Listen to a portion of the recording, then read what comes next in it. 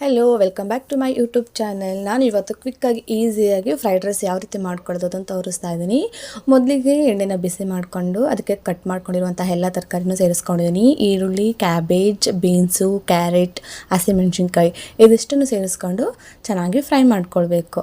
Fry ಆದ ನಂತರ ಇದಕ್ಕೆ ಶುಂಠಿ ಬೆಳ್ಳುಳ್ಳಿ ಪೇಸ್ಟನ್ನು ಸೇರಿಸ್ಕೊಂಡು ಅದರ ಹಸಿ ವಾಸನೆ ಹೋಗೋವರೆಗೂ ಚೆನ್ನಾಗಿ ಫ್ರೈ ಮಾಡ್ಕೊಳ್ಬೇಕು. ಶುಂಠಿ ಬೆಳ್ಳುಳ್ಳಿ ಪೇಸ್ಟು ಚೆನ್ನಾಗಿ ಫ್ರೈ ಆಗಿದ ಮೇಲೆ ನಾನು ಕುಕ್ ಮಾಡ್ಕೊಂಡಿರುವಂತಹ ಬಾಸುಮತಿ ರೈಸನ್ನು ಇಲ್ಲಿ ಸೇರಿಸ್ಕೊತಾ ಇದ್ದೀನಿ. ನಾನು 1 ಕಪ್ಪಷ್ಟು ಬಾಸುಮತಿ ರೈಸನ್ನು ತೊಗೊಂಡಿದ್ದೀನಿ.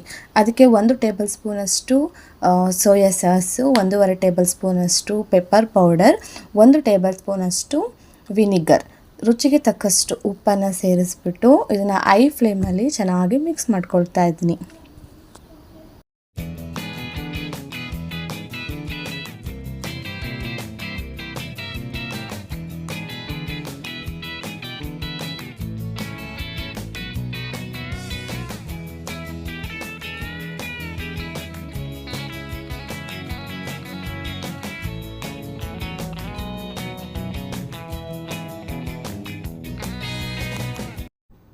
ಈಗ ಫ್ರೈಡ್ ರೈಸು ರೆಡಿಯಾಗಿದೆ ಫ್ರೆಂಡ್ಸ್. ಇದು ಬಾಸುಮತಿ ರೈಸಲ್ಲೇ ಮಾಡ್ಕೊಳ್ಬೇಕು ಅಂತ ಏನಿಲ್ಲ, ನಾರ್ಮಲ್ ರೈಸಲ್ಲೂ ಕೂಡ ಈ ರೈಸನ್ನು ಮಾಡ್ಕೊಳ್ಬೋದು. ತುಂಬ ಟೇಸ್ಟಿಯಾಗಿರುತ್ತೆ, ಕ್ವಿಕ್ಕಾಗಿ ಈಸಿಯಾಗಿ ಕೂಡ ಆಗುತ್ತೆ.